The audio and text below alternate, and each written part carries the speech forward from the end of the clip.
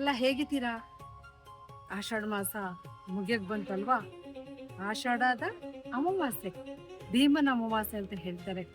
ನಮ್ಮ ಭೀಮೇಶ್ವರ ಶಿವನಿಗೆ ಆರಾಧಿಸುವ ಆ ದಿನ. ಭೀಮೇಶ್ವರ ಹಬ್ಬ ಅಂದ್ರೆ ಜ್ಯೋತಿರ್ಲಿಂಗ, ಜ್ಯೋತಿ ಸ್ವರೂಪವಾಗಿ ನಾವು ಜ್ಯೋತಿಯನ್ನು ಇಟ್ಟುಕೊಂಡು ಪೂಜೆ ಮಾಡುವಂತಹ ಹಬ್ಬ. 2 ಜೋಡು ಗೊಂಬೆಗಳನ್ನಿಟ್ಟು, ದೀಪದ ಸ್ತಂಭಗಳನ್ನಿಟ್ಟು, ಅರಿಶಿಣದ ದಾರವನ್ನು ಸುತ್ತಿ ತಮ್ಮ ಗಂಡನಿಗೆ ದೀರ್ಘಾಯುಷ್ಯವಾಗಲಿ, ಪತಿ ಸಂಜೀವಿನಿ ವ್ರತ ಅಂತಲೂ ಇದನ್ನು ಹೇಳ್ತಾರೆ.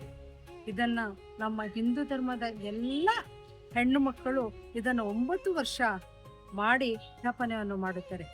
ನಾವೆಲ್ಲರೂ ಮಾಡೋಣವಾ? ಭೀಮ ಜ್ಯೋತಿರ್ಲಿಂಗೇಶ್ವರ ವ್ರತ. ಇದು ಆಷಾಢ ಮಾಸದ ಕೊನೆ ಅಮಾವಾಸ್ಯ ದಿನದಲ್ಲಿ ಮಾಡುವಂತ ಹಬ್ಬ. ಎಲ್ಲರಿಗೂ ನಮಸ್ಕಾರ.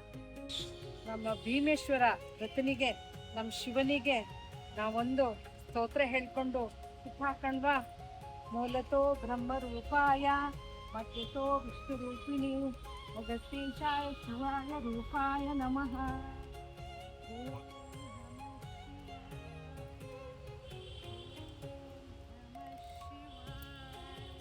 ಮೃತ್ಯುಂಜಯಾರ ರುದ್ರಾಯ ನೀಲಕಂಠಾಯ ಶಂಭವೇ ಅಮೃತೇಶಾಯ ಶರ್ವಾಯ ಮಹಾದೇವಾಯ ನಮಃ. ಮೃತ್ಯುವನ್ನು ಗೆಲ್ಲುವ ದೇವತೆ ಶಿವ.